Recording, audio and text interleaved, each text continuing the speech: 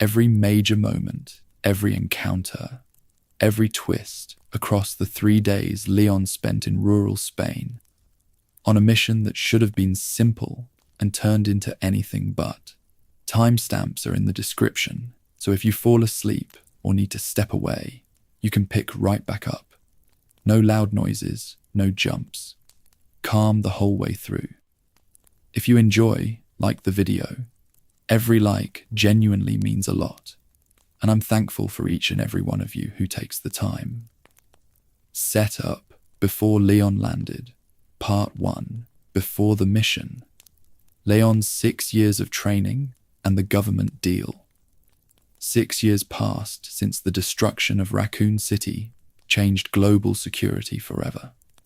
Leon Scott Kennedy wasn't a rookie officer anymore. His old identity erased by the fallout of his first shift on the police force. The deep trauma of that night stayed with him, but it also forced a cold transaction with the state. The administration recognized his unique resilience and chose to exploit his skills, rather than let him share his classified story with the public. The government saw his survival as a rare asset that couldn't be wasted on standard protective duties. He'd been blackmailed into federal service to guarantee long-term safety for young Sherry Birkin, turning his protection into a binding contract with the administration. He went into a secret pipeline that turned a simple survivor into a lethal operative. The tactical training was brutal, spanning black operations and counter-terrorism courses across multiple climates to harden his physical frame. He learned to clear rooms, manage field logistics, and ignore the psychological pressure of close combat. He wasn't a policeman anymore. He's a professional weapon designed to handle operations that lacked a clean name. The hazardous work took him away from a normal life, locking him inside an institutional machinery he had reasons to distrust. He chose to stay inside the system because the alternative meant leaving the safety of the world to people who cared less.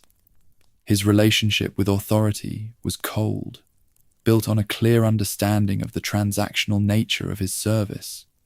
He carried the memories of the dead with him, using the internal grief as a silent anchor for his focus during a dangerous engagement. A political crisis emerged when the president's daughter vanished from her college campus without a trace.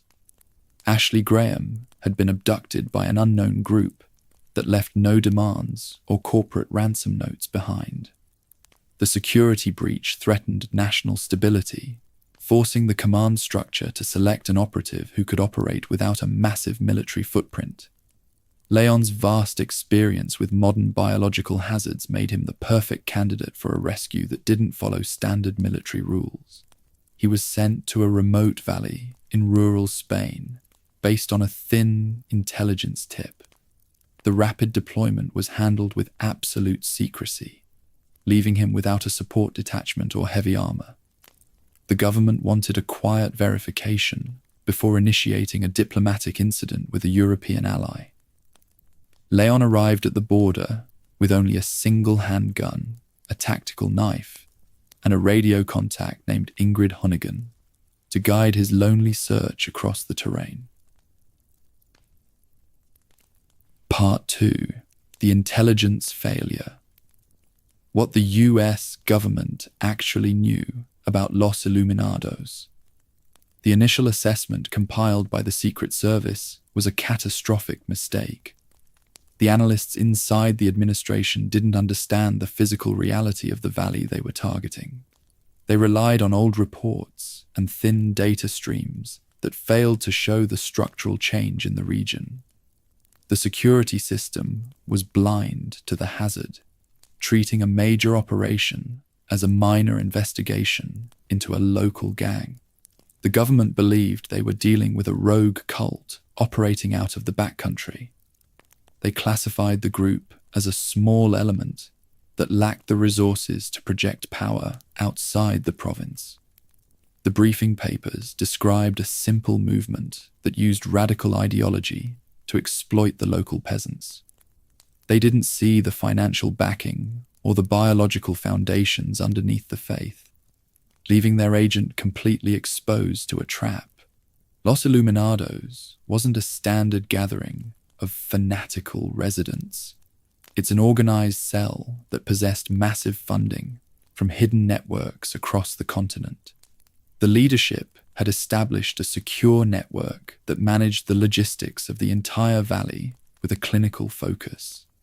They had built subterranean laboratories, communications arrays, and defensive lines that could hold a territory against a domestic army if the government chose to launch an assault.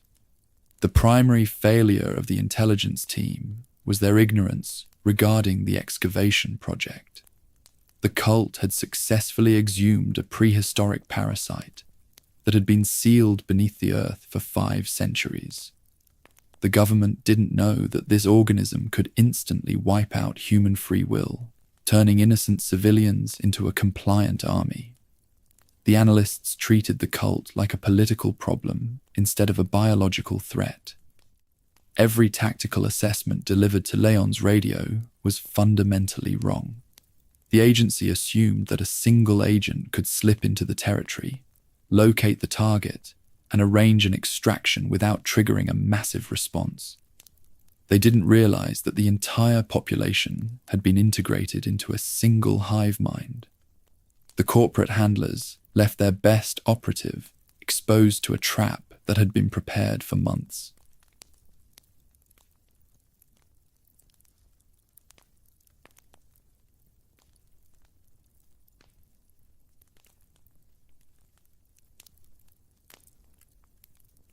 One of the historic mission began with a quiet drive through the mountain passes of Valdelobos.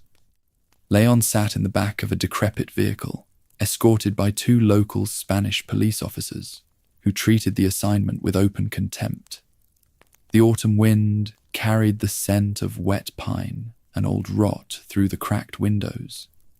The agent monitored the horizon, his instincts warning him that the rural peace was a dangerous illusion. The vehicle stopped near a broken bridge, forcing Leon to investigate a solitary cabin by the roadside. He stepped into the damp hallway, his heavy boots clicking against the warped wood. The interior was cluttered with ruined furniture and animal carcasses, a visceral record of a household that had abandoned the standard rules of hygiene. He found a resident stoking a small fire in the kitchen, his back turned to the door. Instead of offering directions, the villager turned and launched an assault with a heavy hatchet. Leon observed that the man's eyes were completely glassy, showing no trace of human recognition or fear. The attacker ignored a direct warning, advancing through the small room with a mechanical focus that defied normal psychology. The agent was forced to deliver a terminal shot to neutralize the immediate threat. The struggle inside the cabin was the first proof that the environment was completely compromised. Leon examined the corpse, noting that the blood wasn't decaying like a standard zombie, yet the nervous system had been hijacked by an external force. He heard a sudden crash outside the window, signaling that the local defense line was already responding to his presence. The quiet morning was over before he could locate the target. Stepping back onto the dirt path, Leon discovered that his police escorts had been brutally murdered during his brief absence. Their vehicle had been pushed over the cliffside into a deep canyon, leaving the wreckage burning in the rocks below. The extraction path was closed within the first hour of his arrival, leaving the agent stranded inside a hostile territory without backup or transport. Part 4. Late morning. Leon advanced through the narrow trenches to breach the central village square. Moving through the brush, he witnessed a horrific spectacle that confirmed the total collapse of the local social order. The remaining police officer had been captured and burned alive at a wooden stake in the center of the plaza. The residents watched the execution with a flat indifference that lacked any human empathy. Within seconds of his detection, the entire community coordinated an aggressive assault to liquidate the outsider. The Ganados screamed warnings to alert the surrounding sectors, turning a quiet town into an active combat zone. They brandished pitchforks, scythes, and cleavers, moving with a speed and coordination that standard bioweapons couldn't replicate. The agent was surrounded by a workforce that lived only to kill. The engagement reached a critical phase when a large host wielding a chainsaw entered the square. Dr. Salvador moved through the fog with a single-minded fury, his weapon tearing through wooden barriers and stone walls to reach the target. Leon used his tactical training to maintain his distance, using the narrow alleyways and ladders to break the enemy's flanking lines. The battle was a visceral demonstration of the parasite's capacity to preserve the host's motor memories. The Ganados didn't wander like rotting corpses. They threw axes, climbed ladders, and blocked exit paths with a calculation that matched a trained militia. Leon was forced to expend a massive volume of ballistic ammunition to hold the square, his back pressed against the crumbling masonry of a farmhouse. Just as the horde prepared to overwhelm his defensive position, a distant church bell began to ring through the valley. The sound triggered an immediate shift in the behavior of the entire population. The parasites inside their nervous systems responded to the command, causing the Ganados to drop their weapons instantly. They turned away from the agent, muttering prayers as they marched toward the church. Part 5. Midday. By midday, Leon tracked the cult's movements down to the lake that dominated the northern sector of the valley. The water was stagnant and dark, its surface reflecting the grey clouds of the mountain storm. He located a small motorboat at the wooden dock, using the vessel to cross the basin to reach the church paths. The environment felt heavy with the scent of old chemicals and rot. The crossing triggered an immediate confrontation with the lake's primary predator. Del Lago emerged from the depths, its 60-foot frame creating violent waves that threatened to capsize the small craft. This monster was a common pond salamander that had mutated after consuming the discarded biological waste of the cult's early experiments. The parasite had triggered an unrestrained growth cycle within the amphibian's cells. The giant beast snagged the boat's anchor line, dragging Leon across the water in a frantic chase. Ballistic weapons were completely useless against its thick hide, forcing the agent to rely on a rack of primitive iron harpoons. Leon stood at the stern, throwing the spears directly into the monster's mouth whenever it breached the surface to crush the vessel. The battle was a test of absolute endurance against a biological titan. The salamander used its weight to smash through old trees and debris, attempting to throw the operative into the freezing water. Leon maintained his focus despite the kinetic impact, targeting the vulnerable tissue inside the maw until the creature's internal organs suffered terminal failure. The lake was stained with parasitic fluids. The scale of Del Lago confirmed that the ancient organism possessed an extraordinary capacity to alter a host's blueprint without destroying the cellular wall. It outpaced the physical limitations of viral engineering, building a leviathan from an ordinary animal. The monster sank into the deep basin, its final roar a recorded echo of the cult's industrial recklessness. The water settled into a silent shroud. Part 6. Early afternoon. Leon awoke inside the dark cellar of a secluded farmhouse, his hands bound by heavy iron chains. He realized he'd been ambushed while unconscious and stuffed inside a burlap sack to shield his eyes from the light. The environment was filled with the sound of scuttling insects and dripping water, a quiet laboratory for the cult's enforcers. He discovered another prisoner sharing the cell. Luis Serra introduced himself with a casual demeanor that masked his true identity. He was a local man who spoke with an elite vocabulary, displaying an indifference to the horror of their confinement.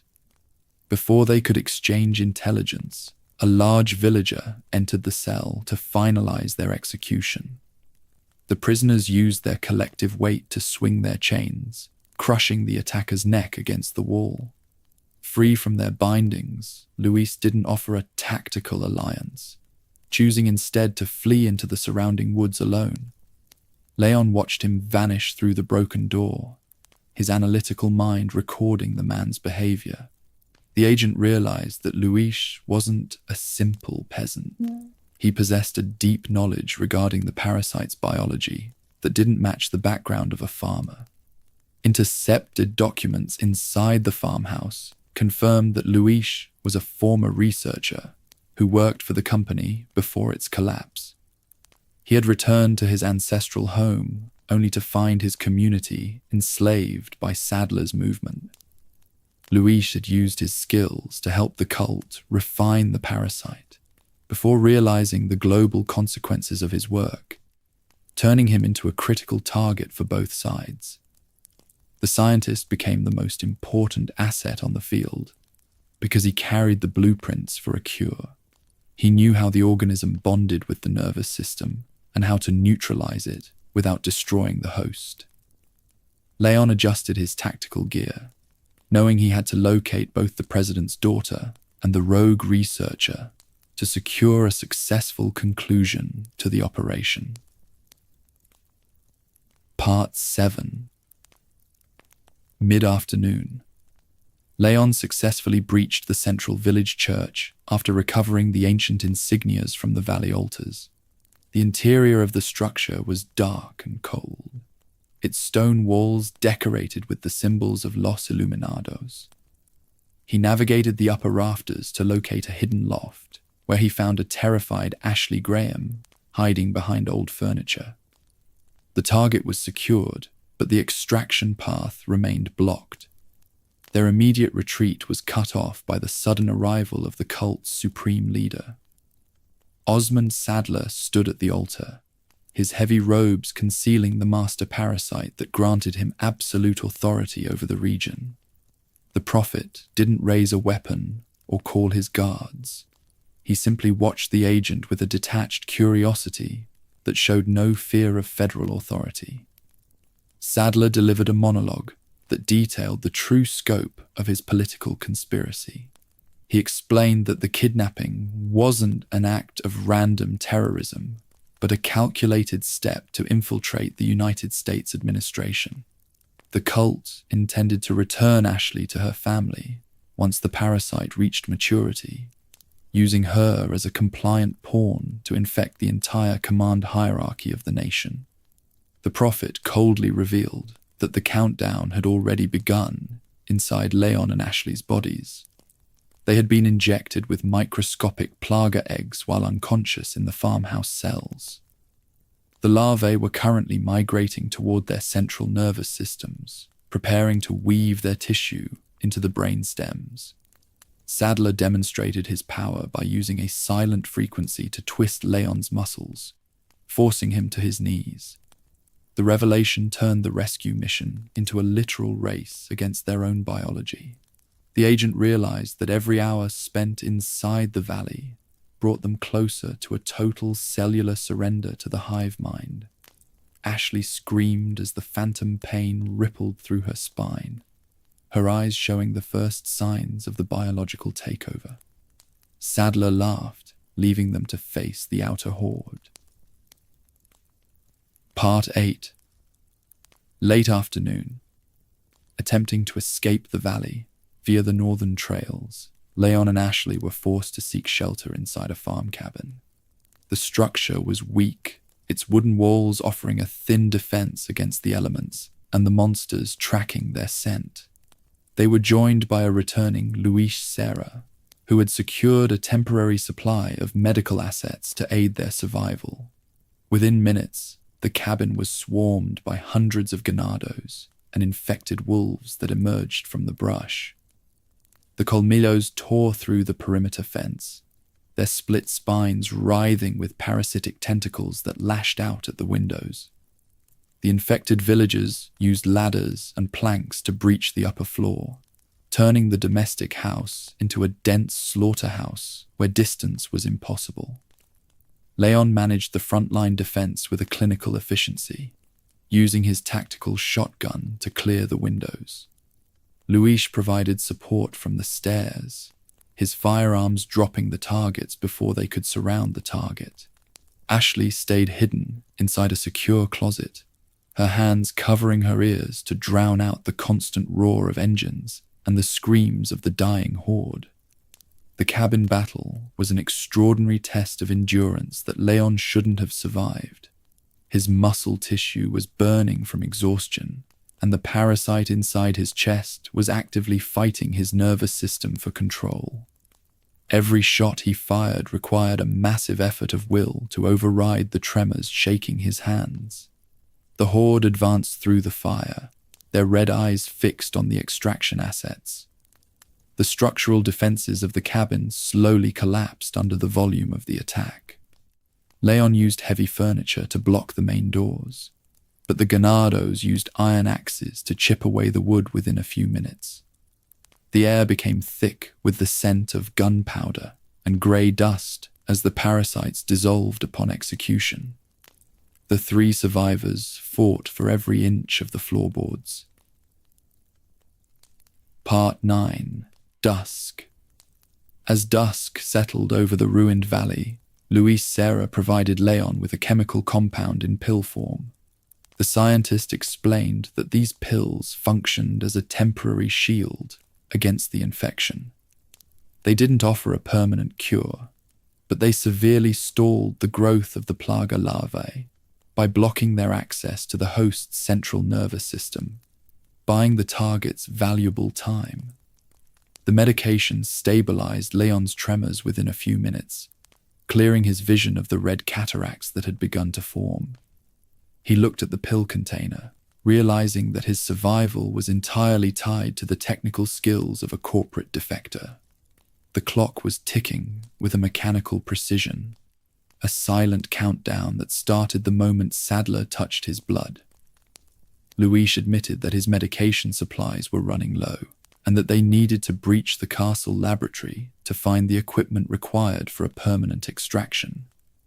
He remained guarded about his relationship with the company, using deflection to avoid Leon's direct questions about his past handlers. The researcher was a man running from his own creations, using a joke to mask his fear.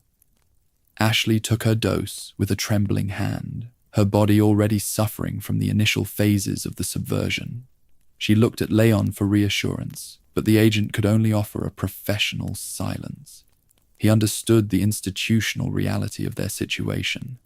If they failed to remove the organisms before reaching the border, the government would be forced to neutralize them to protect national security. The environment was transforming as the dark dusk turned the valley into a maze of shadows and fog. The local Ganados were adjusting their lines around the checkpoints, their ultra-high frequency sound waves creating a constant thrum that echoed from the mountain rock. The community was gone, replaced by an efficient machine that was closing every available escape route. Part 10. Nightfall.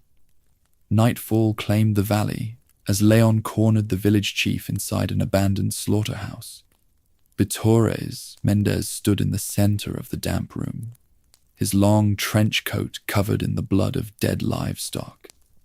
He didn't offer a strategic retreat, using his massive frame to block the only exit door. The chief recognized that the agent was trying to steal the prophet's prize. The chief unleashed a violent mutation when Leon utilized an explosive barrel to disrupt his physical structure. His spine underwent a rapid elongation process, splitting his torso in half to reveal a framework of centipede legs and bone claws. Mendez suspended his body from the wooden rafters of the abattoir, his human shape completely discarded for the power of the parasite. The battle was a visceral struggle within a burning arena as the fire consumed the wooden beams. Leon used his tactical rifle to target the exposed spinal cord, moving across the floorboards to avoid the chief's long reach. Mendez swung his claws with a kinetic force that could shatter concrete, his voice a recorded scream of fanatical devotion to the master organism. The agent delivered a terminal strike to the chief's torso, causing the monster to fracture and collapse into the ashes below.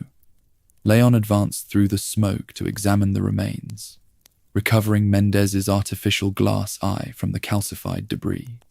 This prosthetic eye wasn't a simple cosmetic shield. It contained the specific biometric data required to open the iron gates. The death of the village chief finalized the liquidation of the local command node. The remaining ganados lost their tactical direction for a few hours, their communication frequency disrupted by the loss of their leader. Leon used the glass eye to unlock the heavy gate on the ridge, escaping the village sector just as the flames consumed the old abattoir. The first phase was over. Day 2, The Castle, November 5th, 2004. Part 11, Early Morning. Entering Salazar Castle, the first zealots, the mausoleum armadura, and the architecture built over a plague pit. The stone steps were covered in slick moss and ancient grime, leading up to the heavy timber doors of the outer gatehouse. Leon adjusted his grip on his tactical shotgun, his eyes tracing the narrow murder holes and battlements where dark barrels pointed downward. The morning fog hung low over the deep chasm, deadening the sound of the wind. Inside the entry hall, rusted iron chandeliers swayed slightly from high chains, casting long shadows across the cracked flagstones. The transition from the rural mud tracks to the massive masonry of the fortress marked a significant expansion in the defensive metrics of the cell, shifting the pacing of the operation from an uncoordinated civilian skirmish into a heavy siege. Robed cultists emerged from the side galleries, their red garments a stark variable against the grey masonry of the fortress. They wore iron skull masks and carried heavy wooden shields, reinforced with rusted metal bands to establish a defensive wall against ballistic fire. They chanted synchronized prayers in a low frequency, their drag steps creating a rhythmic scraping sound as they advanced. Leon swapped to his bolt-action rifle to target the small viewing slits in their iron helmets, his shoulder absorbing the steady recoil as his shells fractured the masks. The zealots operated with a professional discipline that outpaced the basic flanking lines of the farm sectors, managing their tactical formations to secure the high thresholds. The fortress structure was built directly over a prehistoric plague pit, where the first Castellan had sealed the original parasite samples 5 centuries earlier. The low-oxygen environment of the deep limestone caverns had preserved the calcified remains, turning the foundation into a permanent vault. The modern cell retrofitted the masonry with industrial gear, installing iron winches and floor traps to slice through any federal rescue team. Every chamber operated as a vertical hunting ground where the architecture itself was a weapon. The structural design utilized elevated scaffoldings and spiral stairs to exhaust the physical stamina of an infiltrator, forcing the agent to clear every level under a constant crossfire. When a robed cultist took a terminal hit to the neck, the physical trauma triggered a rapid eruption from the central nervous system. A mature parasite burst through the torn muscle tissue, its fleshy stalk writhing with sharp bone hooks that lashed out at close range. The creature maintained a crude motor coordination, directing the host's body to sprint forward despite the catastrophic destruction of the human brain. Leon deployed a high-intensity flash device, the sudden thermal shock instantly dissolving the exposed organism into grey dust. This mechanical interaction highlighted the unique biology of the remake timeline, where the independent parasites could detach from their human anchors to navigate the stone floor blocks alone. Deep within the lower crypts, The air became thick with the scent of old iron and calcified stone. The independent organisms had crawled inside the hollow joints of the ancestral suits of armor, expanding their nervous filaments into the cold metal plates. These living relics moved with a heavy, mechanical stride, swinging broadswords with enough kinetic force to crush a standard tactical vest. They didn't feel pain or exhaustion, their movements governed entirely by the collective mind of the Hive. The player had to alter their combat pacing inside the mausoleum, using the narrow paths between the tombs to isolate the metal knights before their blades could close the distance. Leon utilized his agility to navigate the narrow paths between the stone sarcophagi, keeping his distance from the swinging blades. He fired precise shots into the rusted rivets of the collars, forcing the metal helmets to split open to reveal the pulsing core underneath. He used his tactical knife to slice the exposed filaments, severing the parasite's hold on the iron joints until the armor collapsed into a useless pile of scrap. He adjusted his vest pouches, his ears monitoring the low thrum of the next gate. The geological history of the castle was written into its foundations, a vault where the ancient virus program predated the company's research by generations. Part 12. Morning. The morning light failed to clear the thick gloom inside the grand audience chamber, where the air was heavy with the scent of old gold and burning fat. High balconies, lined with iron railings, overlooked the central floor, where decorative tapestries hung from stone arches to mask the structural winches underneath. Leon moved along the perimeter wall, his boots stepping quietly over the woven carpets while his thumb checked the safety switch of his handgun. A sudden clanking of metal shutters echoed from the ceiling, locking the heavy exit gates and reducing the physical layout of the chamber to a secure arena for the master of the estate. Ramon Salazar stepped onto the high balcony, his small frame draped in an expensive noble uniform that showed no trace of modern utility. The 8th Castellan displayed a severe physical decay that left a 20-year-old host looking like an ancient geriatric patient. His cells aged prematurely by the volume of the parasite in his blood. His skin was grey and wrinkled, his small teeth sharpened into points that glinted under the candle flame.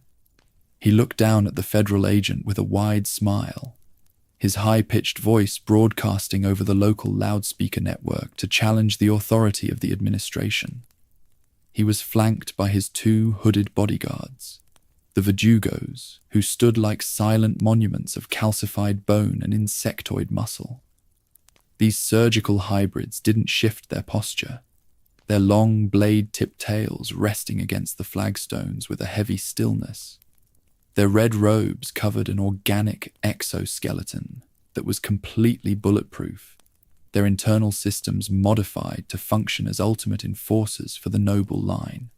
They didn't possess any human features or independent choices. Their reflexes managed entirely by the dominant strain that linked their nervous tissue directly to the Castellan's conscious thoughts. Salazar delivered a sadistic monologue that confirmed he viewed the entire extraction mission as a private game for his amusement. He mocked the agent's credentials, explaining that his family had spent generations guarding the sealed pits before he chose to unearth the prehistoric fire to satisfy his pride. The Lord had converted his entire workforce into compliant drones, using his position to build a fortified production center for Sadler's global conspiracy.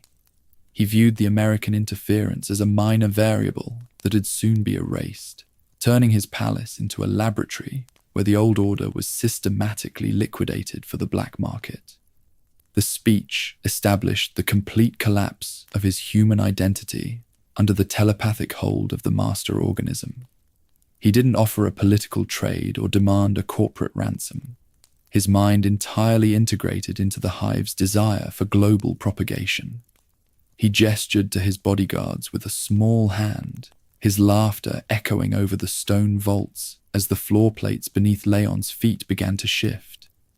The noble retreated into the inner sanctum, leaving his mechanical traps to grind the investigator down to a pulp before his team could secure a clean extraction line.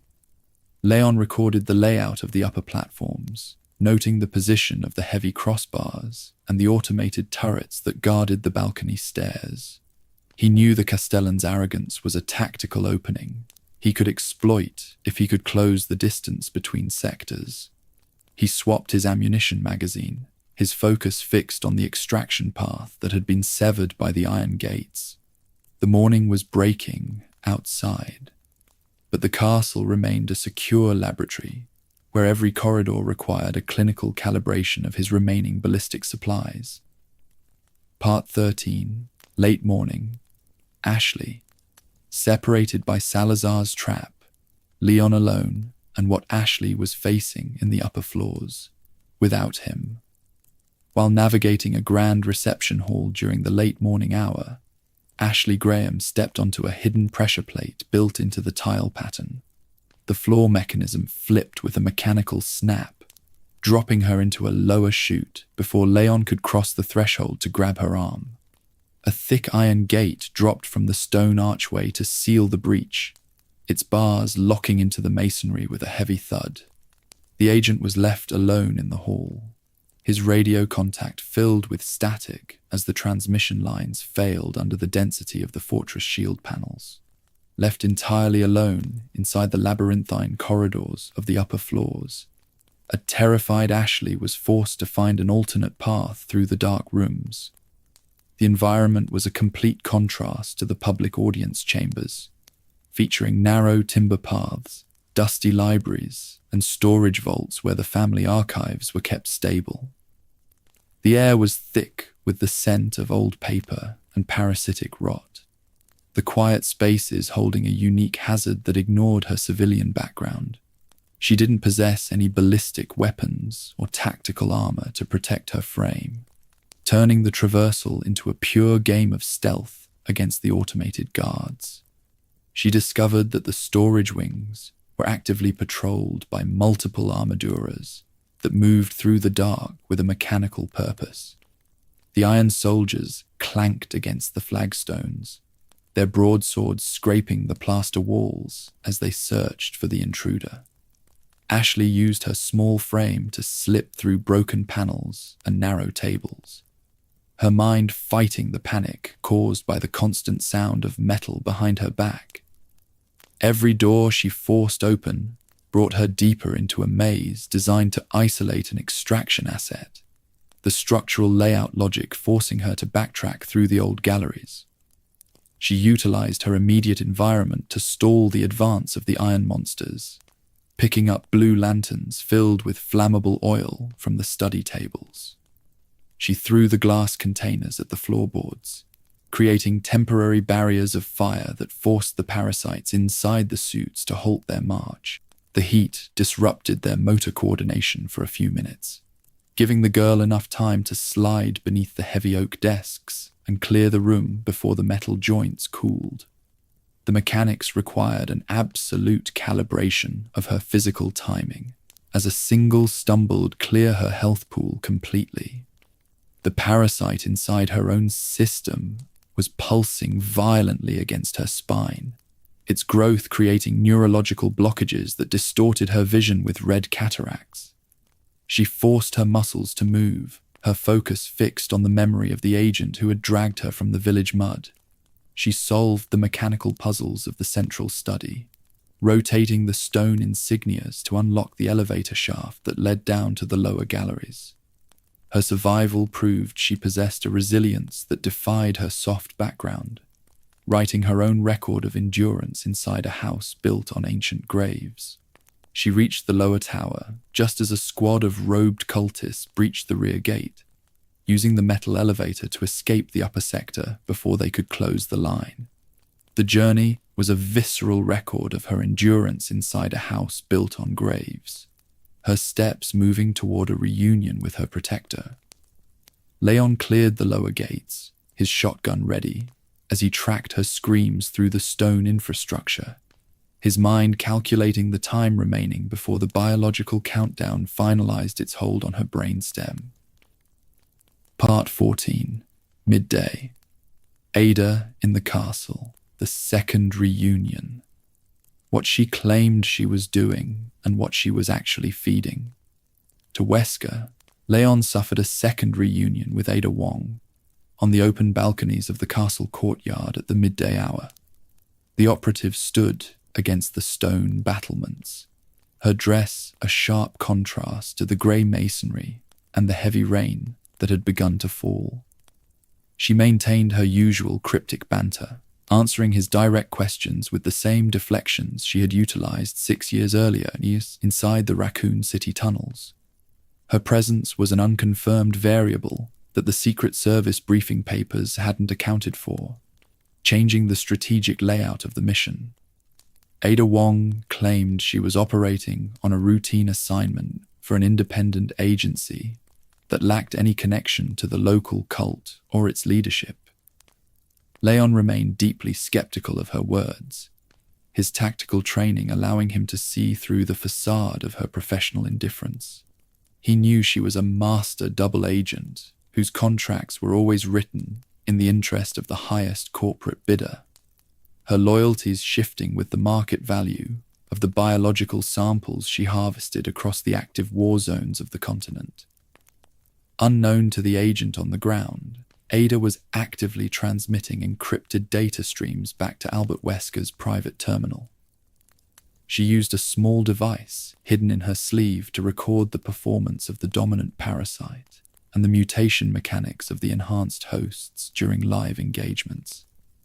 The castle was an active testing ground for the shadow organizations, where every drop of infected blood produced new metrics for the post-umbrella marketplace, turning the agent's survival into a data asset for the global bioweapon networks. The confirmed law establishes that Ada was already planning to double-cross her corporate handler to protect her own long-term interests. She had no intention of allowing Wesker to secure an uncompromised sample of the master strain, recognizing that his evolutionary goals represented a global hazard that would destroy the balance of power. She operated in the thin spaces between the international networks, a solitary hunter using the Spanish crisis to forge her own contract away from the oversight of the big pharmaceutical companies. Their relationship was a complex loop of extended trust and calculated lies that had defined their history since their first night in the police station.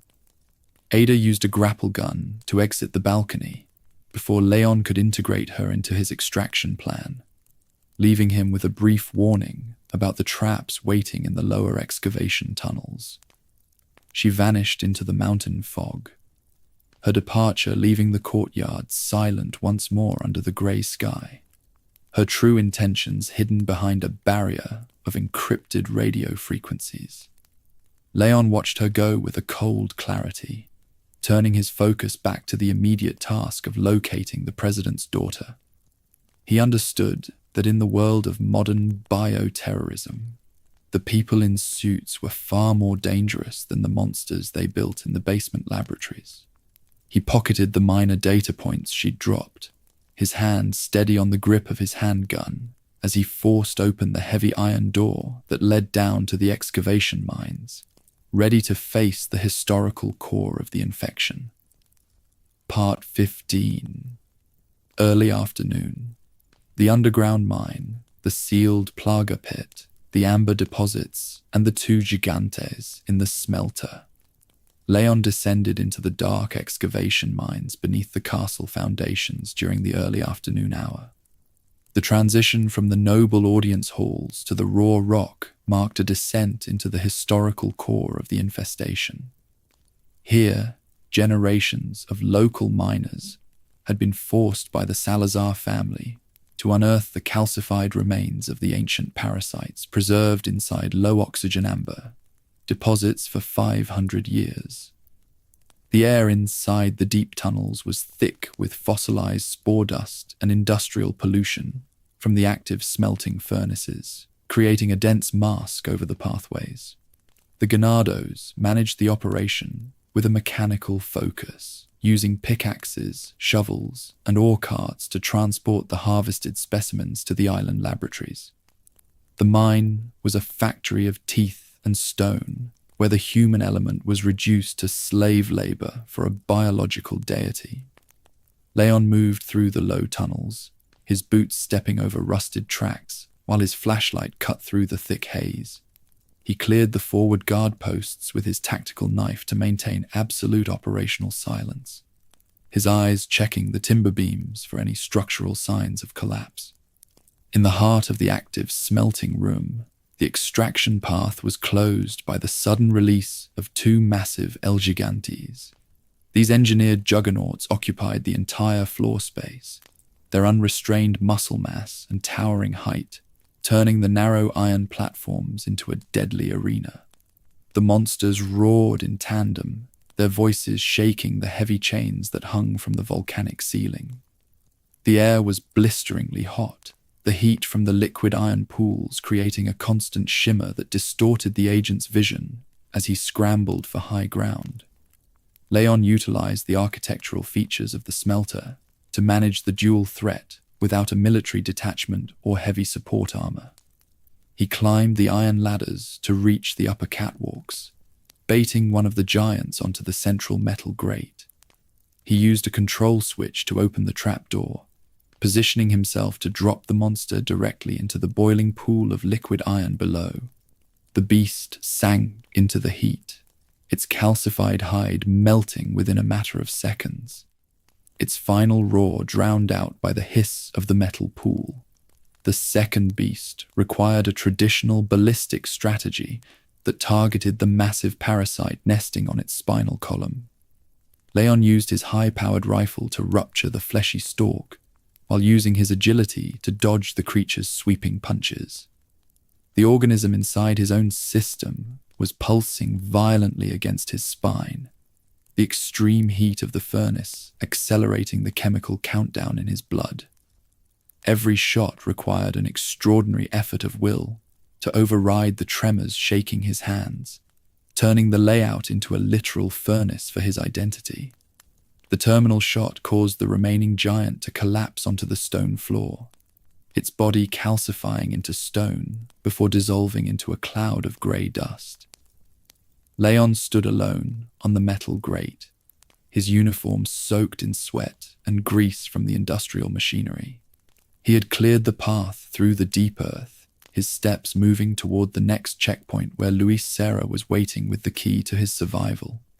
He checked his ammunition pouch, his focus locked on the rear gate that led out of the excavation mines. Part 16. Luis Serra. Leon moved into the upper corridors, where the light faded behind the arches, his boots creating an echo on the tiles. He'd expected a clean meeting with his companion, hoping to acquire the resources needed to stall the infection inside his chest. The silence of the hallway signaled a tactical shift, the regular patterns of the defense completely vanishing from the immediate area. The cold air carried a distinct scent of copper before any visual contact occurred, forcing the agent to lower his stance and raise his handgun to scan the corners. He couldn't shake the feeling that his movements had been tracked since he crossed the bridge. Luis Serra rushed into the hallway, holding a sample case that contained a specimen of the dominant strain. His face showed a moment of triumph as he waved the item, his bravado returning for a final second past the threshold. He held the blueprints that detailed how to remove the organisms from a human nervous system without destroying the host. That triumph didn't survive the transition across the floor, as a shadow detached itself from the wall with a speed that defied human reflexes.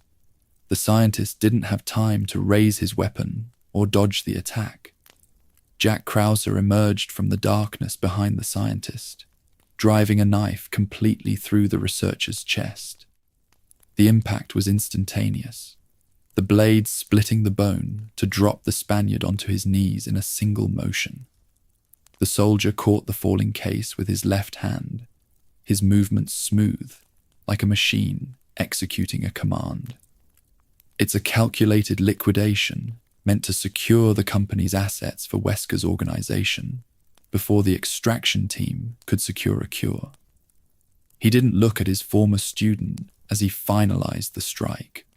The mercenary didn't stay to engage his partner, utilizing a flash device to blind the room before leaping through a broken window into the fog.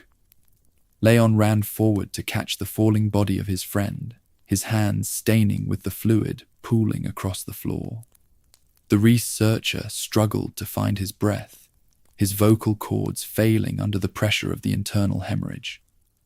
The environment felt small as the life drained away from the only ally Leon had inside the fortress. He tried to apply pressure to the wound, but the damage couldn't be reversed. Luis pressed his laboratory key into the agent's palm with a directed effort, his fingers slick with blood. He used his final breaths to apologize for his role in rebuilding the parasite's network, his pride dissolving into a confession of guilt over the lives his science had ruined. He told the officer to finish the extraction before the countdown claimed their identities completely, his voice dropping to a whisper. The scientist went still in the dust, his eyes staring blankly at the ceiling. His death left the agent with a heavy burden and a key to an unknown room. The loss permanently altered the emotional stakes of the mission for the operative, turning a federal assignment into a personal war. Leon stood up among the ruins of the hallway, his focus hardening into a desire for retribution against his former comrade. He realized that the corporate interests had claimed the only mind that understood the biology of the curse, leaving him to navigate the remaining sectors without a guide. He tucked the key away inside his vest, his grip tightening on the handle of his weapon. Part 17. The Castle Hive. Leon breached the heavy doors of the ballroom, discovering an environment that had been converted into a nursery by the cult's executioners. The space no longer held the luxury of the Castellans, its walls covered in a grey residue that pulsed with irregularity. The air was thick with a chemical stench that stung the throat of the investigator, a sign that the natural order had been erased from the palace. The ceiling was entirely obscured by a dense layer of nest that dripped fluid onto the floorboards below. He adjusted his stance, knowing the open layout left him exposed from every angle. This sector functioned as the central hive for the novistadors, the insect hybrids built by splicing human DNA with parasitic genes to create an unseen predator. These creatures utilized camouflage glands to bend the light rays around their carapaces, rendering their frames completely invisible within the corners of the hall. An intruder could only track their movements by watching the wet distortions passing through the air, or listening for the clicking of their claws on the stone. They were the ultimate security system for the castle interior, designed to eliminate threats without triggering alarms. The ballroom layout represented a dangerous theater where danger dropped from every tier of the architecture. The invisible hunters scuttled across the broken chandeliers, waiting for a silent signal from the hive mind to launch a synchronized strike on the agent's blind spot. This behavior changed the nature of the engagement, forcing the officer to maintain a constant mobility instead of holding a defensive posture. The ballroom was an archive of pollution, where human identity was recycled into a mindless swarm that served Sadler's goals. When a novistador located its prey, it sprayed a corrosive bile from its central maw to dissolve the target's gear. This fluid could melt tactical armor within a few seconds of contact, causing tissue damage that drained the agent's stamina. The creatures combined this projectile attack with aerial lunges, using their sharp appendages to isolate and liquidate the extraction assets. They didn't feel pain or hesitation, their aggression managed entirely by the broadcast frequency of the Castellan's tower. Leon utilized his tactical shotgun to disrupt the active camouflage of the swarms, his heavy shells forcing their green bodies to drop into the dust. The monsters hit the floorboards with a loud thud, their limbs thrashing in the debris before calcifying into stone upon execution. The battle required a clinical focus to avoid the flanking elements that moved through the side galleries, turning the dance hall into a literal slaughterhouse. The agent moved through the wreckage, his weapon clearing a path toward the rear exit. The ballroom stood as one of the most structurally dense environments the agent ever navigated during his career with the government. It proved that the cult's science was capable of overriding the historical order of a palace to build a fortress for their swarms, turning art into rot. Leon stepped over the broken carapaces, his eyes monitoring the low thrum of wings that echoed from the next corridor. He moved toward the exit gate, his mind recording the tactical metrics of the insect line. Part 18. The Courtyard.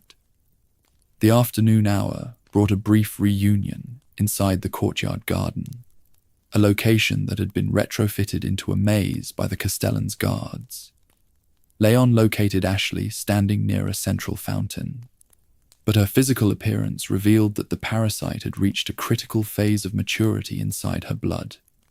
Her skin was pale, and the capillaries inside her eyes had ruptured to create a red mask that signaled the total collapse of her autonomy. He called out her name, but she didn't respond to his voice. The advanced growth of the organism triggered a neurological breakdown within her brainstem, shattering her baseline personality completely. Ashley didn't recognize the agent, her mind trapped inside a vivid hallucination generated by the creature's hold on her cognitive centers. She shook with a violent tremor, her ears listening to the telepathic frequency broadcast by Sadler from his island tower. The child wasn't an asset to be rescued anymore. She's a tool for the Hive mind. Controlled by the dictator's thought, the girl turned a knife directly on her protector with a mechanical stiffness. She advanced through the hedges with an erratic aggression that ignored her civilian background, her limbs guided by the motor instincts of the mature parasite. Leon stepped back into the gravel path, his tactical training forcing him to avoid a lethal response to the target he was paid to extract. The garden became an arena for a psychological duel. The struggle inside the maze was a difficult trial for the officer, who had to disarm the president's daughter without causing physical trauma to her fragile frame. He monitored her movements, looking for a gap in her wild posture to break the mental hold before the blade could connect with his uniform.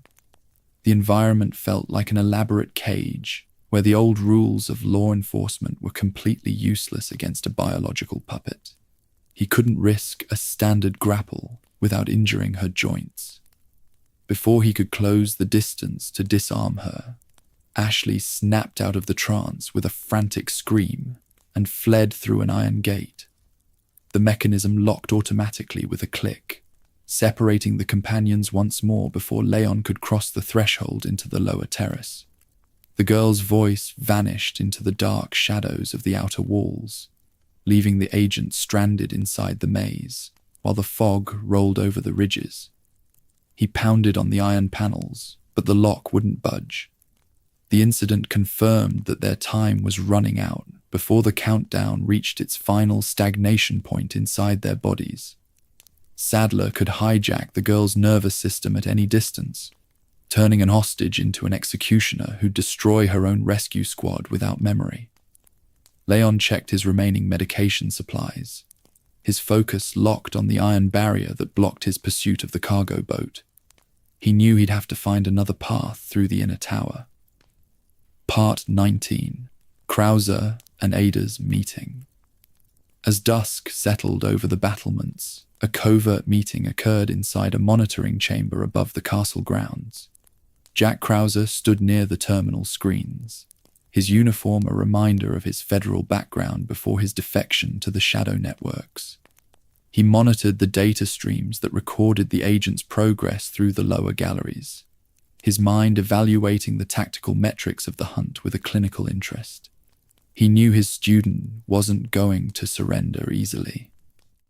Ada Wong stepped from the shadows of the doorway, her calm demeanor a complete contrast to the veteran's aggressive posture.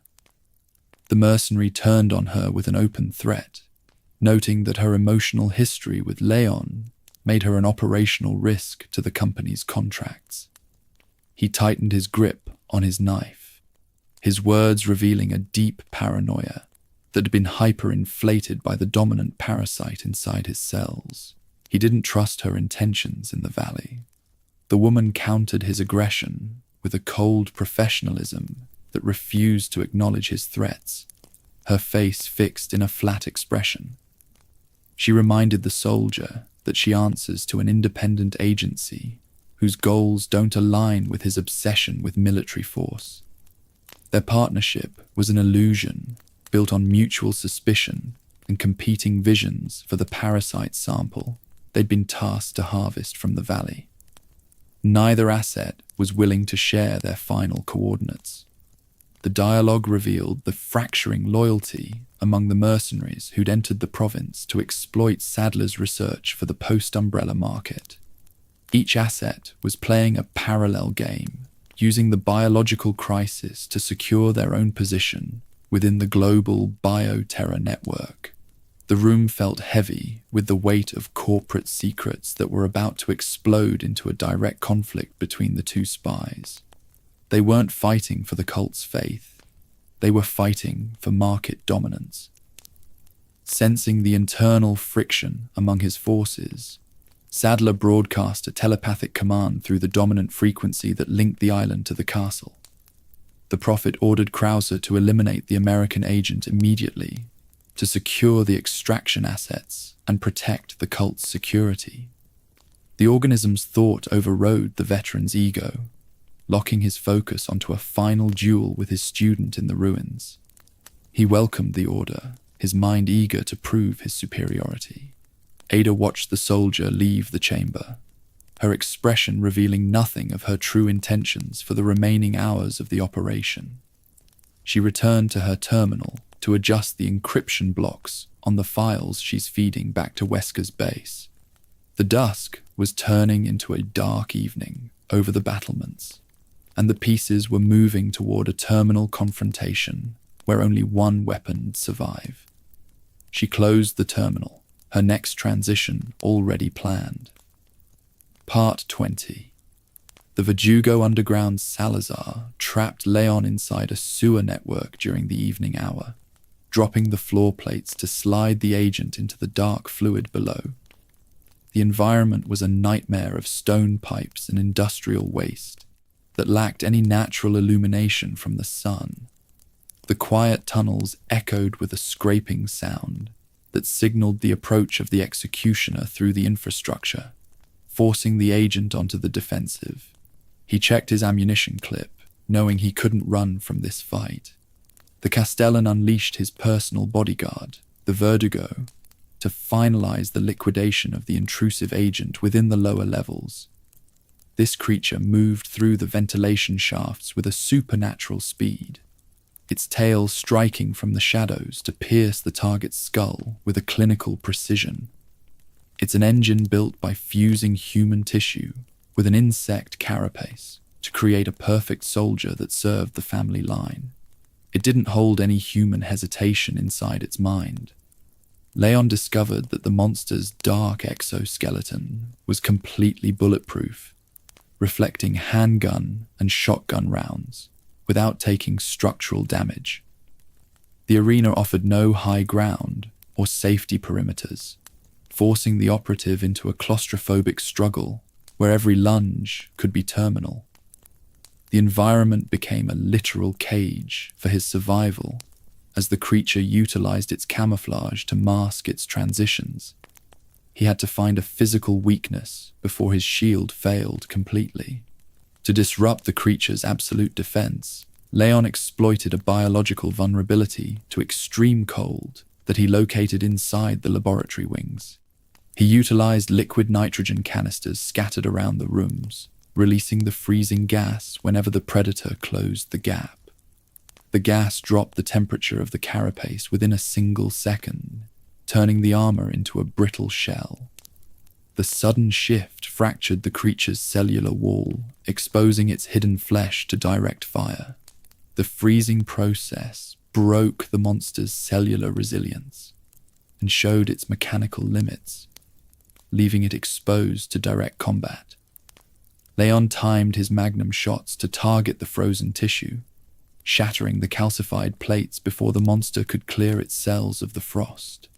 The battle required a clinical focus to avoid the tail strikes that continued to lash out through the white vapor. He didn't stop firing until the carapace cracked apart under the impact.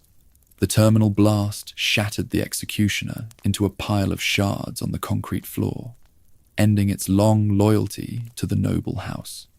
Surviving the encounter cost the agent a massive volume of his remaining resources, leaving his ammunition pouches dangerously depleted before the tower breach. Leon climbed out of the sewer pit, his body trembling from the cold as he resumed his pursuit. He knew he couldn't afford another engagement of this scale before reaching the docks. Part 21. Ashley, taken to the island. Emerging from the underground networks at the evening hour, Leon reached an observation platform just in time to witness an operational failure across the water. He watched through his binoculars as Jack Krauser loaded a bound, unconscious Ashley onto a cargo speedboat at the castle docks.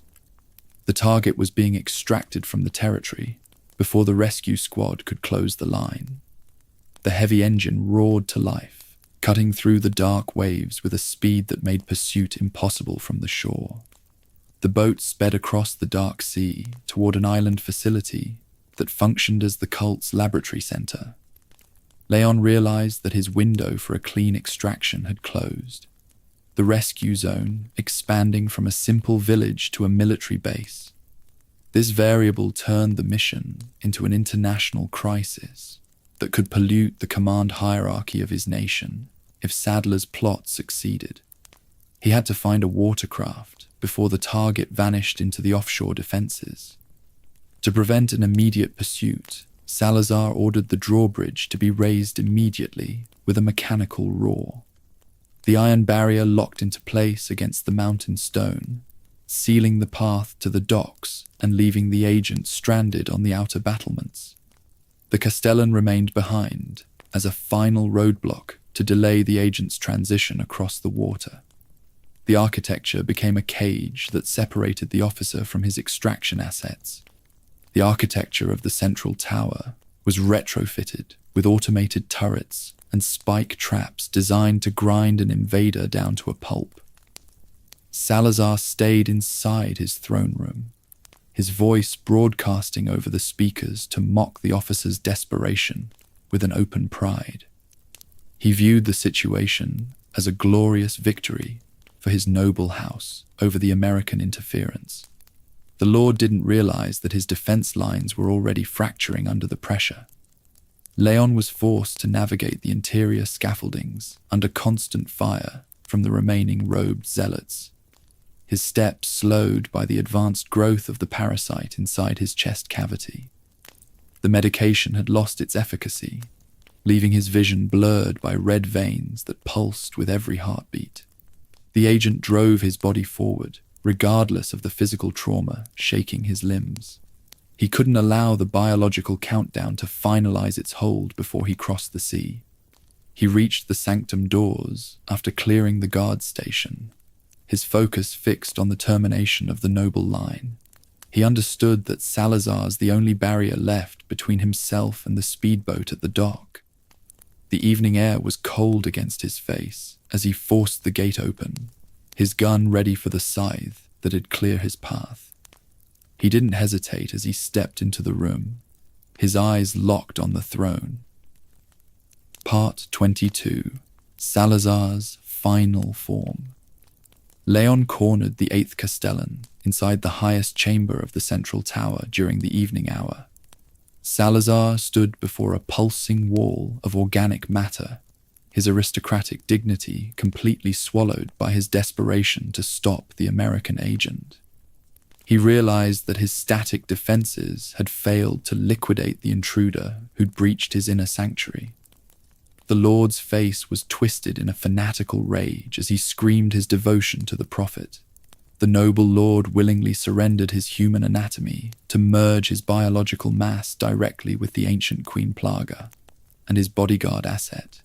The mutation was immediate and violent, transforming the chamber into a multi-story mountain of pulsing flesh, writhing tentacles, and bone plates that dominated the vertical space of the tower, discarding his human shape forever. The transformation combined 3 distinct genomes into a single biological weapon that anchored itself to the masonry. A protective bulb formed the core of the monster, shielding Salazar's human torso from ballistic fire. The beast used its massive limbs to clear the platforms, attempting to crush Leon into the abyss below. The architecture of the tower shook under the kinetic impact of the mutation, creating a constant shower of debris that limited the agent's movement lines. He had to maintain his balance on the narrow ledges to avoid a terminal fall. The agent used his tactical rifle to deliver precise shots to the central eye of the monster, forcing the armored bulb to split open for a fraction of a second. This mechanical loop exposed the Castellan's vulnerable tissue to direct engagement, revealing that the human element remains the primary flaw within the cult's designs, regardless of the scale. Leon didn't miss the window, his crosshairs locking onto the exposed uniform of the Lord.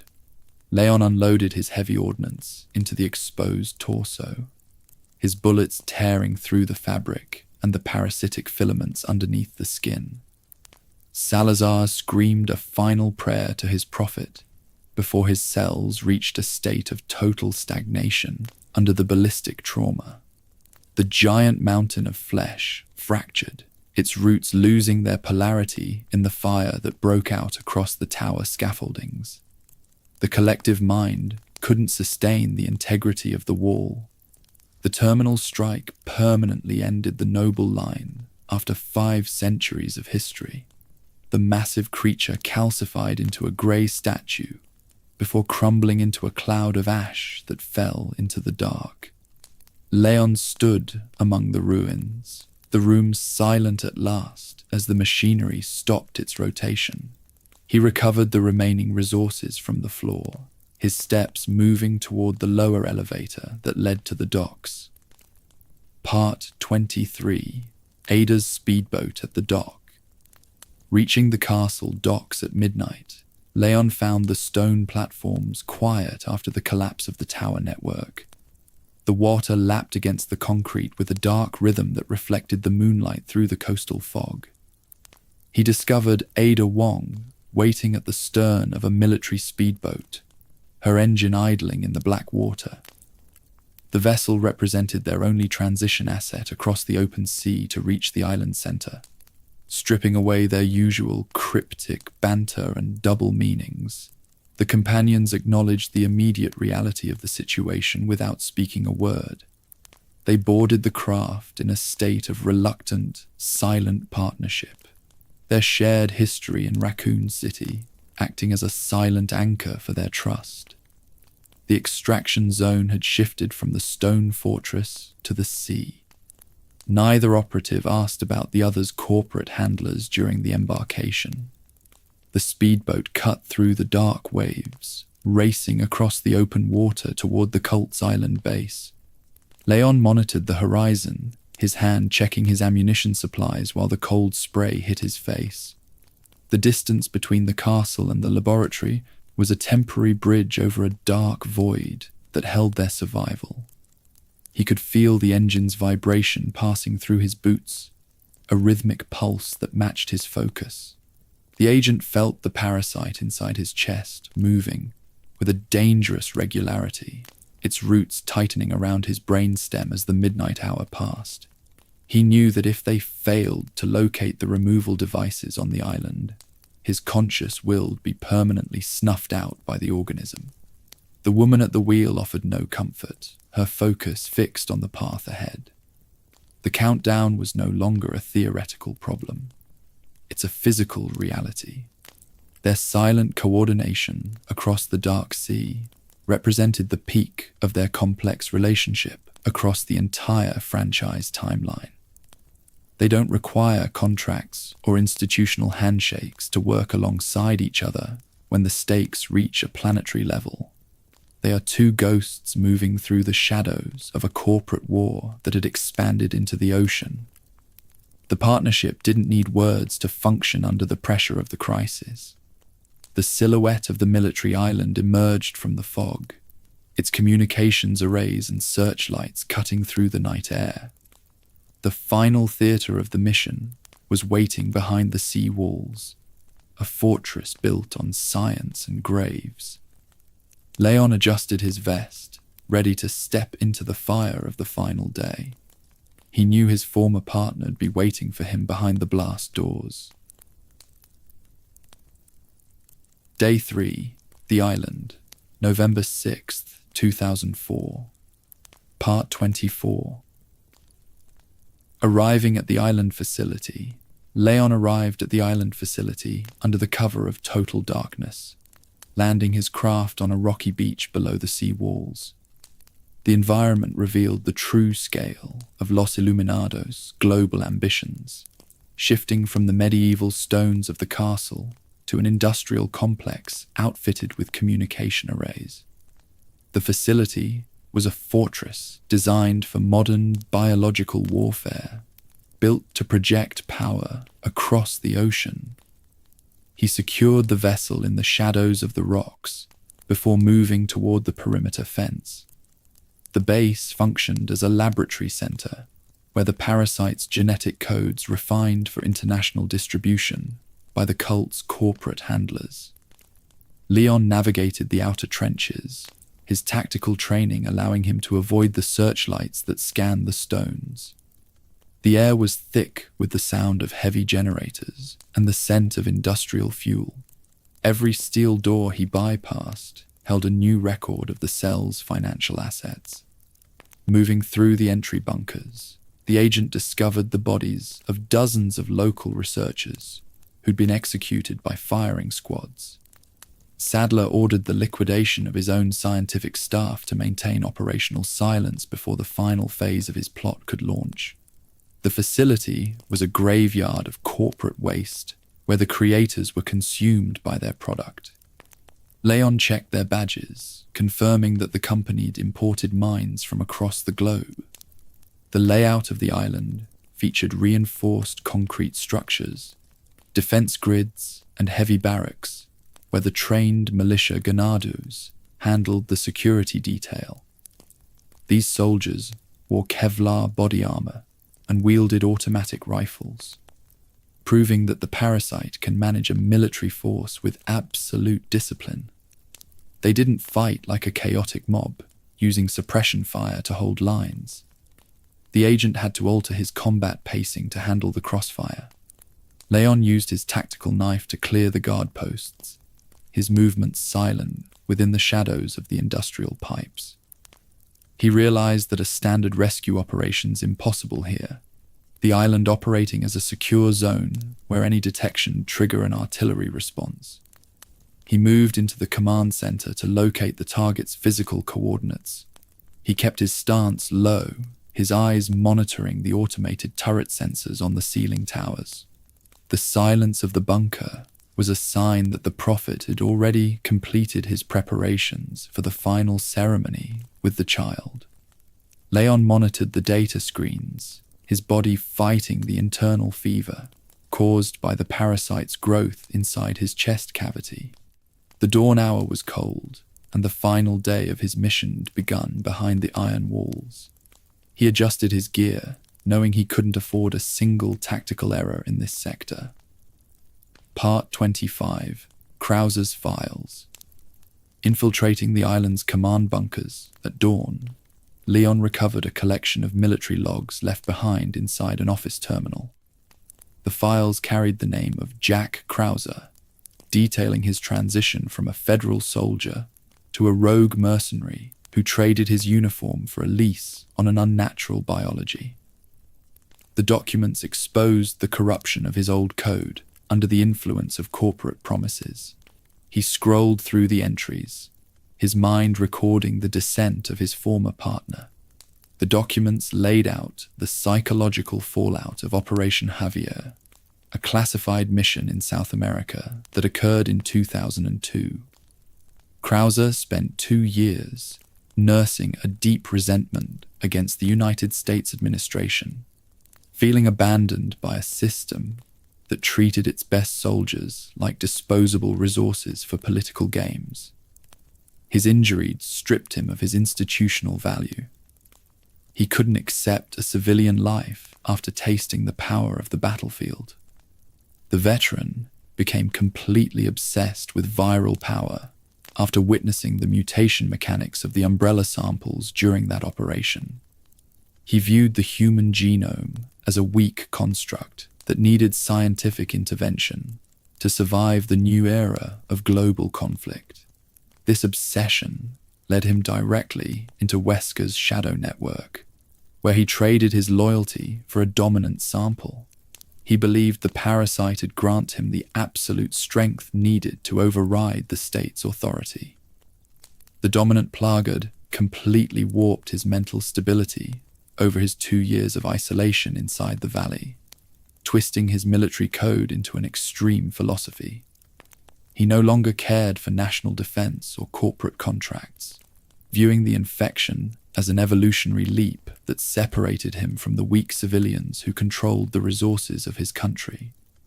His logs showed a mind that had surrendered its moral parameters to a biological deity. Krauser's notes revealed that he viewed Leon as a soft instrument of a corrupt state that didn't understand the rules of force on the battlefield. He'd orchestrated the kidnapping of Ashley Graham, specifically to prove his value to the command hierarchy, using his skills to breach the security networks of the campus without detection. He wanted to drag his old student into the arena to finalize their historical contract. Leon closed the screen terminal, his mind analyzing the psychological profile of his former partner. He understood that the monster waiting for him in the ruins wasn't just a physical threat, but a mirror of what an operative can become when they lose their humanity to the company's promises. The dawn light cut through the blast doors, signaling the hunt. He checked his sidearm, ready to face the blade. Part 26. Mike the Helicopter. In response to Ingrid Hunnigan's distress signals, the United States government deployed a helicopter to support the agent during the morning hour. The arrival of the aircraft broke the silence of the island, its rotors creating a mechanical roar that echoed from the concrete walls. The balance of force shifted toward the extraction team for a brief window. Leon heard the radio contact crackle, a welcome variable inside the hostile territory. The chopper was escalated under the control of a rogue pilot named Mike, who introduced himself over Leon's radio contact with a confident demeanor that shifted the momentum of the mission. He provided the operative with 20 minutes of close air support, using his miniguns to vaporize the cult's anti-aircraft emplacements on the ridge before they could lock down the sky. The kinetic fire tore through the concrete bunkers, clearing the path forward. The tactical coordination allowed Leon to breach the fortress gates without expending his own ammunition supplies. Mike cleared the platforms, his rockets destroying the armored towers where the militia ganados established their suppression lines. The sky was filled with streaks of fire and black smoke, the industrial complex transforming into an active war theater. The agent pushed through the debris, his steps matched to the rhythm of the airstrikes. The victory was cut short when a massive swarm of novistadors emerged from the Hive cave to defend the perimeter. Thousands of the insect hybrids filled the air, their carapaces creating a black cloud that completely blocked the pilot's vision. They dive-bombed the aircraft with a fanatical disregard for their own survival, their bodies clogging the intakes within a few seconds. The collective mind used the swarm as a literal wall against the machine. The monsters breached the cockpit glass within a few seconds, their claws destroying the manual controls and tearing through the pilot's harness. Leon watched from the ridge as the helicopter lost its tail rotor and slid into a terminal spin, crashing into the industrial complex below in an explosion of fuel that illuminated the concrete bunkers. There wasn't any chance for an extraction or a rescue operation in that fire. The destruction of the aircraft left Leon completely isolated once more within the hostile territory. The brief window for air support closed by the Hive's defenses. The agent stood on the smoky platform, his ears ringing from the blast as the militia forces adjusted their lines to surround his position. He moved forward alone, his weapons ready. He knew the sky belonged to the cult, leaving him to finish the fight on the ground. Part 27. Morning. Leon breached the stone sanctuary at the center of the base, his uniform damp from the dark mist of the coast. The room held an oppressive silence that echoed over the granite pillars, a stark contrast to the industrial noise of the outer trenches. He located Ashley Graham tied to a sacrificial altar in the middle of the elevated floor, her wrists bound by heavy cords that cut into her pale skin. The agent advanced with his handgun drawn, his eyes scanning the shadowed corners for any hidden security squads. Before he could cut her loose from the altar, Osmond Sadler stepped from the darkness behind the stone structure. The cult leader didn't raise a standard weapon, relying instead on the telepathic frequency of his master parasite to shift the balance of force.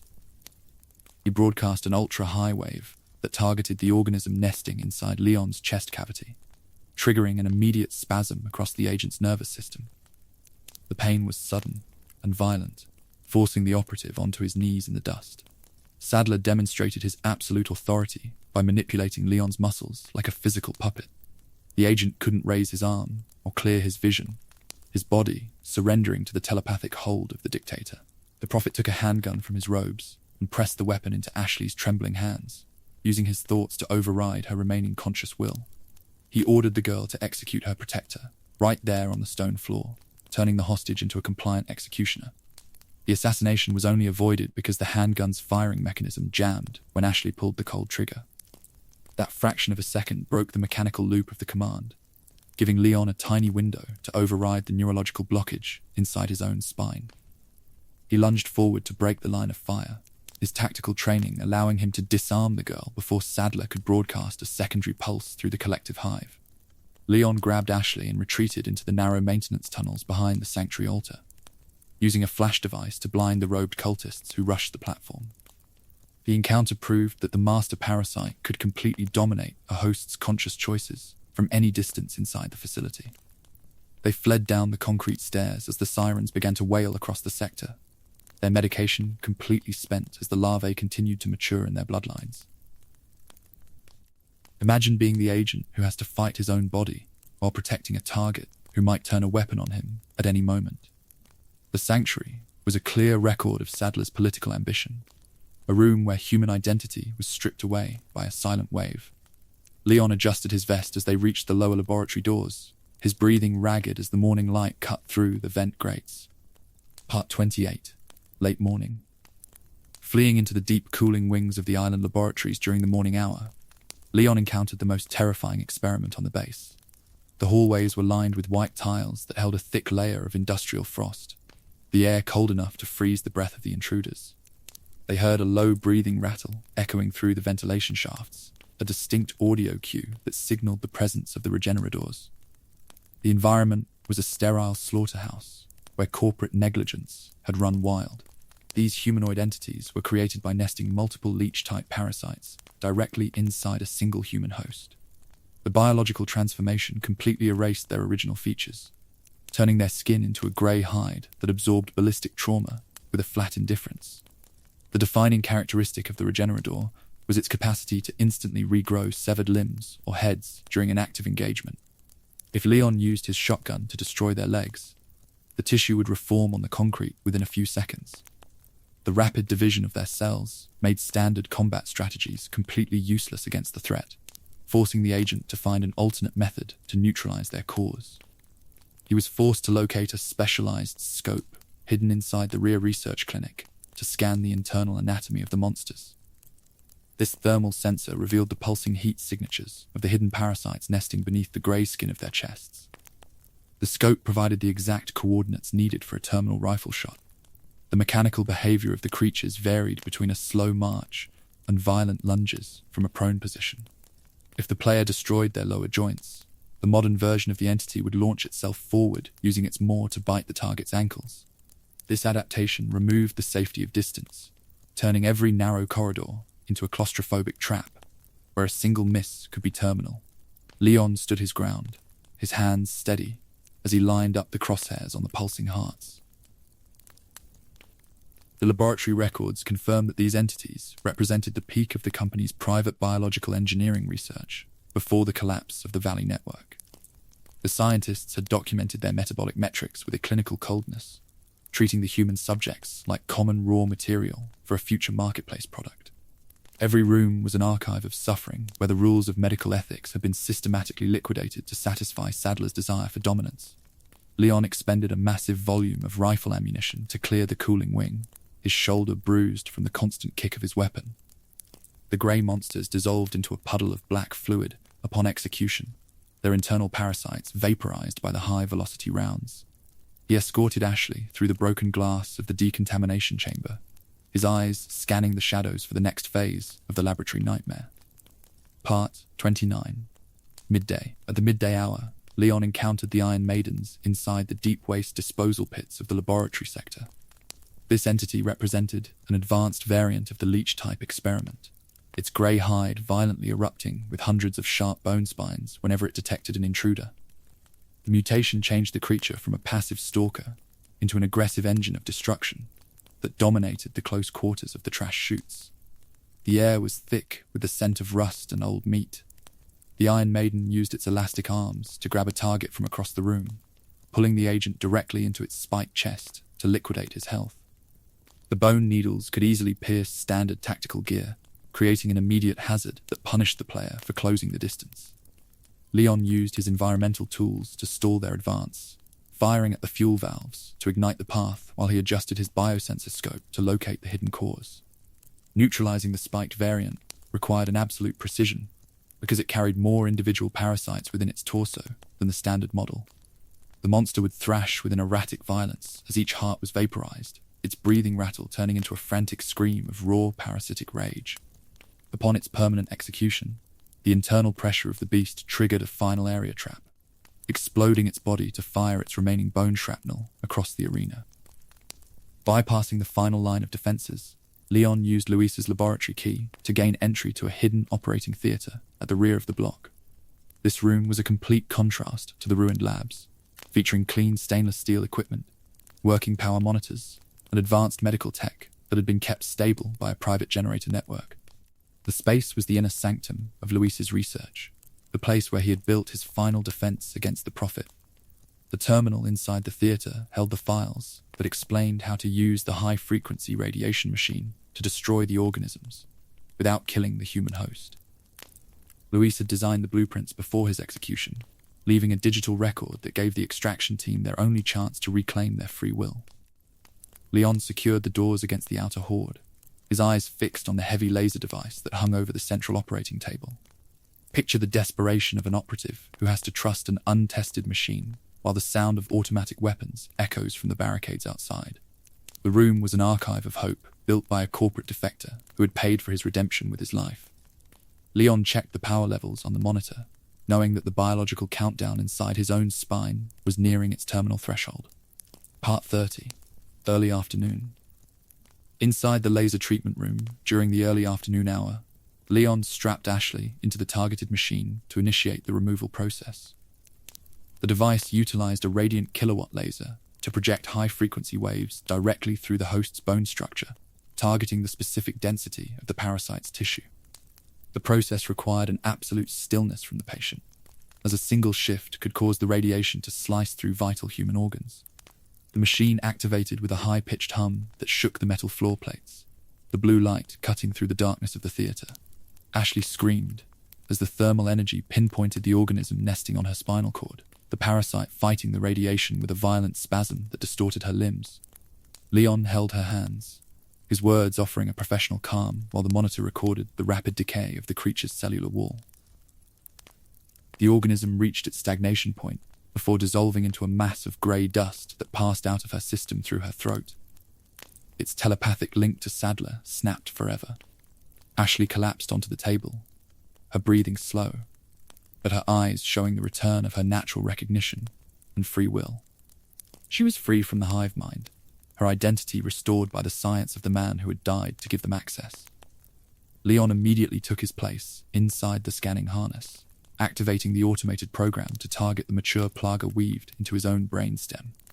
The kinetic impact of the laser felt like a white fire pressing into his skull, overriding his tactical focus with an absolute agony that nearly caused him to lose consciousness. He watched the digital readout drop as the parasite's roots were systematically incinerated off his central nervous system. Both survivors successfully vaporized the infections in their blood, permanently reclaiming their autonomy from the Los Illuminados network. The physical pain left them exhausted, but the silent thrum that had directed their actions for the past 2 days was completely gone from their minds. Leon stood up from the harness, his vision clear of the red cataracts as he reloaded his standard handgun for the final sector. The success of the operation proved that Luis's data was a perfect counter to the prehistoric fire Sadler sought to project across the ocean. They had beaten the biological countdown inside their own cells, turning the mission back into a standard extraction case where the target could be moved to the border. Leon helped Ashley down from the platform, his mind shifting to the liquidation of the remaining mercenary lines. Part 31. Mid-afternoon, Leon cornered Jack Krauser inside a vast set of concrete ruins during the afternoon hour, the old walls providing a heavy arena for their final duel. The environment was a monument to old military exercises, featuring broken pillars, dusty trenches, and observation towers where the sun cast long shadows over the debris. The veteran stood on a high platform, his uniform stripped away to show the shifting skin of his left shoulder. The mercenary unleashed the full power of his dominant parasite, mutating his left arm into a giant organic blade that extended past his fingertips. This unique appendage featured a calcified structure that functioned as an indestructible shield, capable of deflecting heavy handgun rounds and tactical shotgun shells without taking damage. Krauser laughed, his voice a recorded echo of his total descent into a megalomaniacal philosophy of force.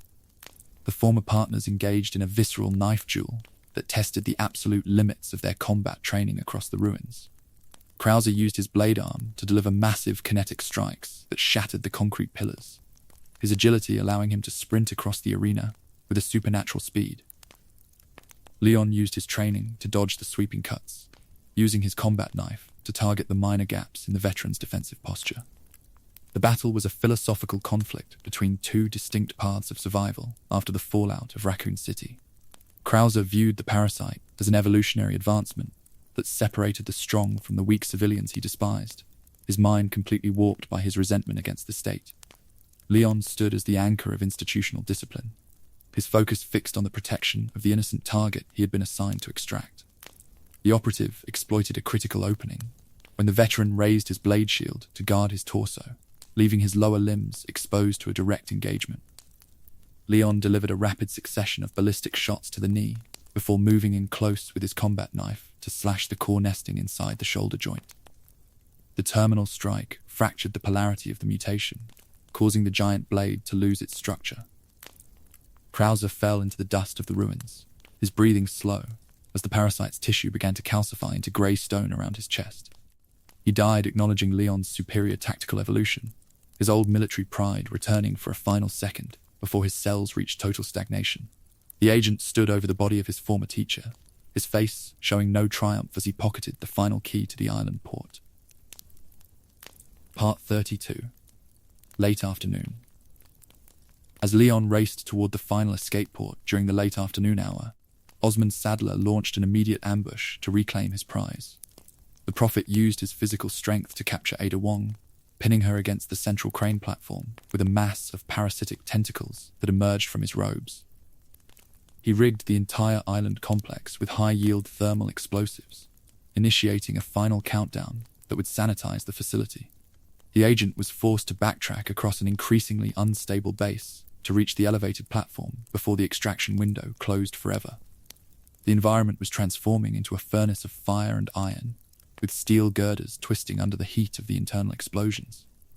The Milicia Ganados had abandoned their guard posts to flee the sector, leaving the remaining trenches empty as the alarms wailed over the water.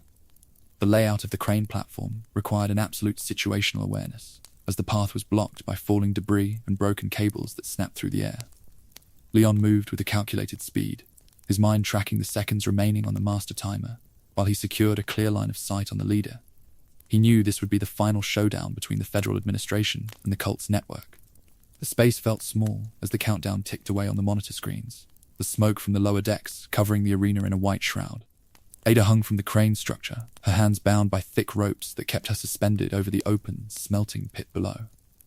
This would be the last time the two spies shared a room before the corporate history of the valley was completely vaporized by the thermal blast. Sadler stood at the edge of the platform, his human mask completely fading behind the presence of the master organism that was pulsing inside his flesh. He didn't offer a trade contract or a political negotiation, viewing the agent as a minor nuisance that needed to be liquidated to protect his global conspiracy. Leon drew his heavy magnum weapon, his stance steady against the shaking iron of the deck. Part 33. Dusk. Dusk claimed the horizon as Sadler activated his master mutation, transforming his human shape into a towering arachnid horror that dominated the industrial platform. The creature featured massive limbs that could pierce steel plates with a single strike, balanced by a giant central eye that nested inside its mouth cavity. The Prophet became a formless engine of pure destruction that sought to liquidate the marksman before the timer hit zero. Leon engaged the beast in a grueling war of attrition as the island's infrastructure collapsed into the sea around their position. He used his remaining ballistic ammunition to target the small eyes nesting on the creature's leg joints, forcing the Titan to drop its head onto the deck to expose the central sensory node. The battle required a constant mobility to avoid the sweeps of the giant appendages that cleared the platform. The Prophet's tissue was so biologically dense that standard firearms and explosive barrels could only stun his outer frame for a few seconds. He moved through the arena with a mechanical focus, his roars a recorded echo of his fanatical desire to crush the modern world under his heel. The agent's stamina was reaching its limit, his boots slipping on the wet steel as the explosions ruptured the lower decks. The battle reached its clinical climax when Ada Wong managed to break free from her restraints during the chaos of the transformation. She crossed the upper rafters to locate a specialized rocket launcher, loaded with a heavy anti-bioweapon payload, throwing the red weapon down to Leon's position on the main deck. The container glinted in the light of the fires, offering the final tool needed to close the contract. Leon caught the rocket launcher, hoisted the heavy tube onto his shoulder, and delivered a direct strike to the monster's central eye cavity. The payload detonated with a high-intensity blast that bypassed the calcified armor, vaporizing Sadler's master core within a single second. The telepathic frequency that had bound the entire horde together for years snapped instantly, freeing the remaining drones from his hold. The Prophet died as a statistic in his own laboratory, his body transforming into a calcified statue of grey stone that fractured into 1,000 shards. The fall of Osmond Sadler was the definitive law beat for the end of the Los Illuminados narrative, proving that the ancient fire was vulnerable to modern technology. The platform was a funeral pyre for his dream of global subversion, the path to the port open at last. Part 34. Evening. The moment Sadler's core vanished into ash, Ada Wong held Leon at gunpoint to secure the pristine sample case from the debris. Her face showed a cold professionalism that lacked any dramatic hesitation, her weapon steady as she enforced the terms of her hidden contract. She offered a brief apology for the double cross, her words a recorded reminder that her true allegiances always belonged to the highest corporate bidder. She boarded her private extraction helicopter that had arrived at the edge of the platform, the rotors creating a wind that cleared the smoke from the deck. Before lifting off into the evening air, she threw Leon a small set of keys attached to a floating keychain. providing him with a final asset for his own escape. As her aircraft cleared the ridge, she pressed the master button on her transmitter to activate the island's self-destruct sequence. The transmitter initiated a final 3-minute thermal countdown that would completely sanitize the facility, erasing every piece of corporate record and biological specimen from the map.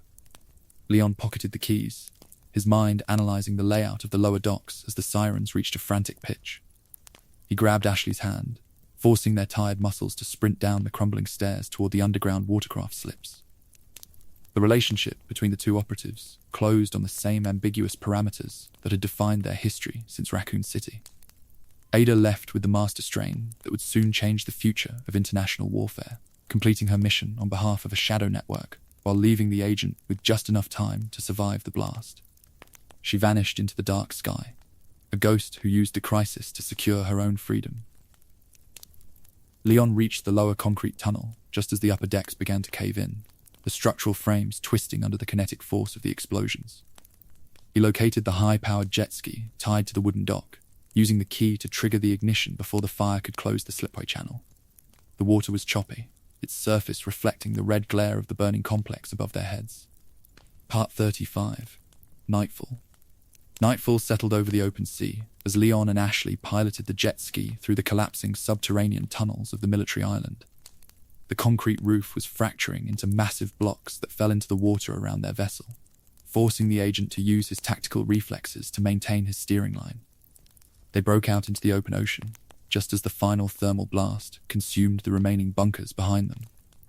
The entire complex vanished into a massive cloud of fire and black smoke that lit up the horizon for miles, erasing the laboratory from history. The ancient Spanish valley and its secrets were buried under a mountain of ash, the prehistoric parasite's primary life cycle terminated by the administration's defensive parameters. The water was calm now, the cold sea wind clearing the scent of sulfur from their uniforms. Safely on the open water, a relieved Ashley asked about the mysterious woman in red who had managed the final extraction tools. Leon smiled faintly, looked out at the dark horizon where the extraction helicopter had vanished, and simply responded that she was a part of him he couldn't let go. The line officially concluded the historic mission, marking the end of his first assignment as a federal agent. The world wasn't getting any safer, a reality that Leon understood clearly as he steered the watercraft toward the rescue perimeter. The sample Ada took would soon spark a new era of global bioterrorism, turning the ancient Spanish fire into an industrial commodity that would pollute the next 20 years of human history. The transaction with the state was complete, but the war was simply expanding into a new theater. Imagine being the survivor who has to go back to a normal life after watching an entire community surrender their minds to a parasite. Ashley looked back at the smoke, her face showing the permanent weight of the trauma she had endured inside the fortress walls. They moved forward into the dark night, two ghosts who had beaten the countdown but would carry the scars of the valley for the rest of their days.